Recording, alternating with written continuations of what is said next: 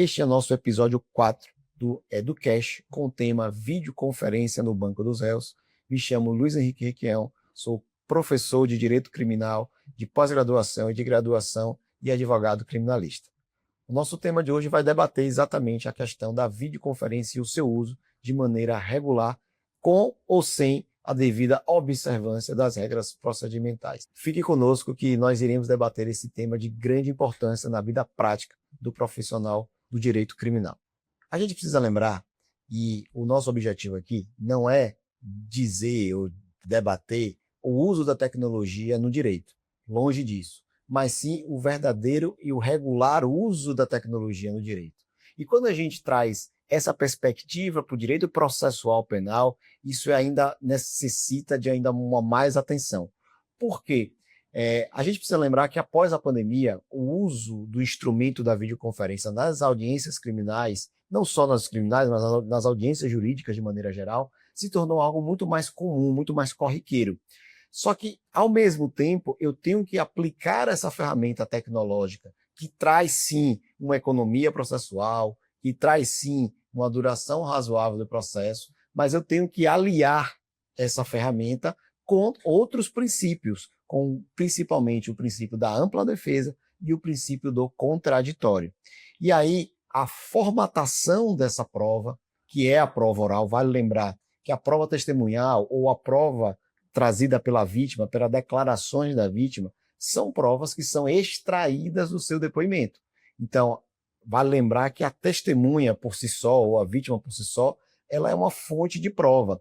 E aquilo que ela expressa, ou aquilo que ela diz, o seu depoimento, a informação do seu depoimento, ela se torna um elemento de prova, que vai servir muitas das vezes para o convencimento do juiz. Então, para que esse elemento de prova constituído a partir dessa extração da informação da fonte da prova, que é a testemunha ou a vítima, precisa seguir regras, precisam seguir modelos. Modelos esses que estão estabelecidos na norma. E qual é o grande questionamento que a gente traz em relação a esse tema? A questão é que, atualmente, né, na praxe jurídica, a gente tem visto o uso dessa ferramenta da videoconferência de uma maneira tão corriqueira, tão comum, que muitas das vezes se não observa outras regras. E isso pode prejudicar a própria construção da prova. Pode prejudicar, inclusive, trazer para o juiz, inclusive, uma possibilidade dele decidir viciado, por uma prova viciada. E o que eu quero dizer com isso? Eu quero dizer que, sim, a videoconferência ela é uma atuação necessária para o processo, mas ela não pode acontecer nunca, e não há nada que justifique isso, ela nunca pode acontecer em locais que não haja um controle judicial, que não hajam a perspectiva de que o judiciário tenha certeza que aquela prova que está sendo produzida, a extração daquela informação que vai gerar um elemento de prova, seja uma extração feita seguindo todos os ditames constitucionais e os ditames processuais. O que é que a gente tem visto na prática? Muitas das vezes o juiz entende pela videoconferência, encaminha, seja para um telefone de WhatsApp, seja para um e-mail, um link, e aquela pessoa entra naquele link, e aquela pessoa vai acessar a audiência ou vai prestar um depoimento em ambientes que podem ser sua casa, que podem ser na rua, que podem ser dentro de um carro, que podem ser em um bar. E a partir daí a gente vê cenas bem hilárias, bem cômicas, para não dizer absurdas, de muitas das vezes em outros ramos do direito, pessoas que estão sendo ouvidas e uma delas, que está sendo em videoconferência, se esconder, por exemplo, debaixo de uma mesa, para que o juiz não veja que ela está ouvindo o depoimento dos demais. Então, exatamente por quê? Porque faltou aí um cuidado, né, do controle judicial da produção dessa prova. E isso pode gerar, inclusive, nulidades processuais. E aí eu vou trazer alguns exemplos aqui, reais, práticos, de vivência prática. Mais recentemente, a gente teve uma situação onde a vítima solicitou que a sua oitiva fosse por videoconferência, sem, no primeiro momento, justificar esse motivo, né? E aí há necessidade de se impugnar esse pedido. Por quê? Porque a vítima ela tem o direito de ser ouvida sem a presença do réu, por exemplo. Isso está muito claro no artigo 217 do Código de Processo Penal, que prevê também a hipótese de videoconferência como essa alternativa. Só que, ainda o 207, ele precisa ser interpretado na perspectiva de produção probatória. E nessa perspectiva de interpretação, ainda que seja deferido, né, por questões de temor ou de humilhação, que é o que o código estabelece quando fala dessa possibilidade, isso precisa ter um controle judicial. Então, essa vítima que deseja ser ouvida por videoconferência, ela não pode ser ouvida em videoconferência no ambiente em que ela escolha ser ouvida. Ela precisa ir sim até o fórum, ir sim até um cartório, e lá ela realizar a audiência de videoconferência, ainda que em uma sala separada do réu, ainda que num outro ambiente do réu. Mas essa videoconferência ela não pode acontecer sem um controle judicial.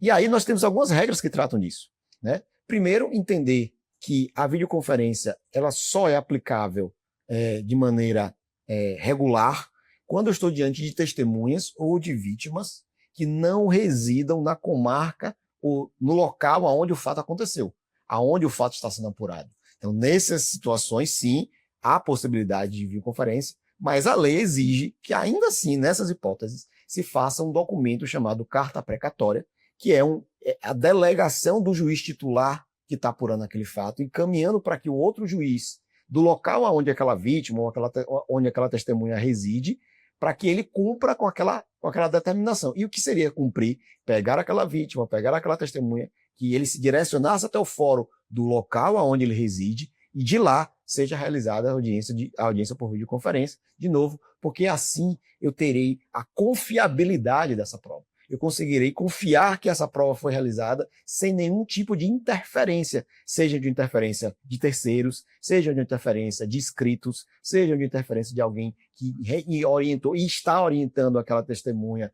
ou aquela vítima durante o ato da produção da prova. Então, exatamente por esses motivos é que a lei, todas as vezes que fala de videoconferência, no primeiro momento, ela fala dessa videoconferência ocorrendo em situações em que esta pessoa, seja vítima, seja testemunha, resida fora da comarca.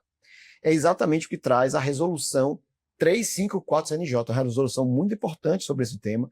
Você aí que está nos ouvindo, se tiver interesse, vale dar uma olhada nessa resolução número 354 CNJ, que aqui traz as diretrizes do interrogatório via videoconferência, todas sempre na perspectiva da vítima ou testemunha que resida fora da comarca. E aí também vale a pessoa, se tiver interesse, dá uma olhada no artigo 222, parágrafo 3º do Código de Processo Penal. O artigo 222 é o que ele vai dizer o que é que se deve fazer com testemunhas que moram fora da jurisdição do juiz da causa, do juiz do lugar da causa.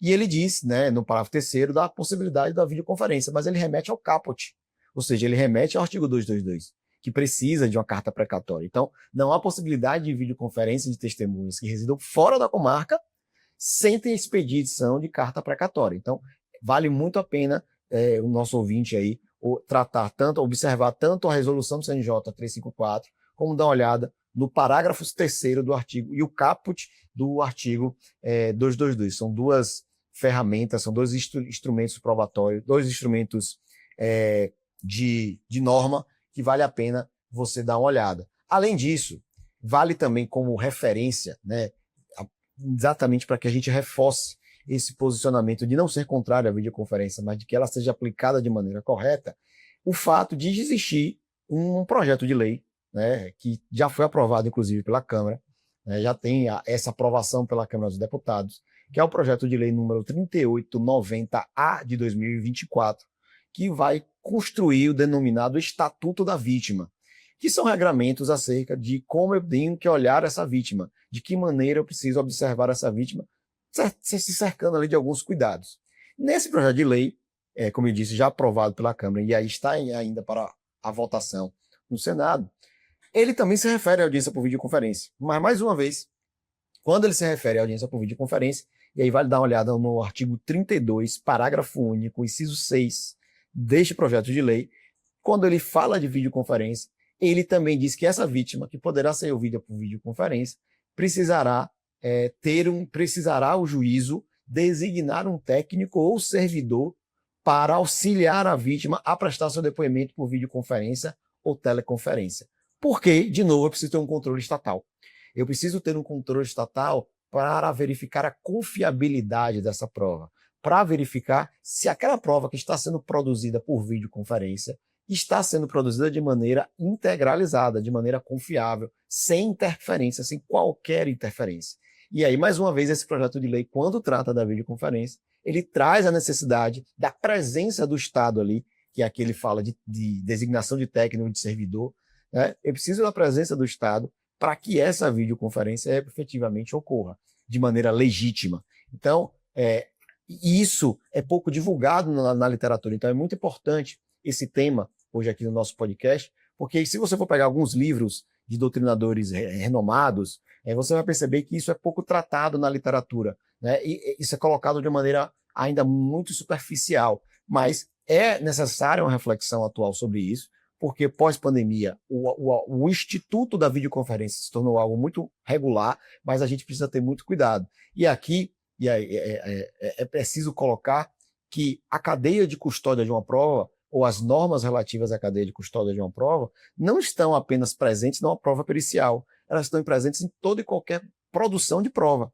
E a prova testemunhal e a prova das declarações da vítima, ela é uma prova processual. E como prova processual, eu também preciso preservar a cadeia de custódia dela, exatamente para evitar uma nulidade.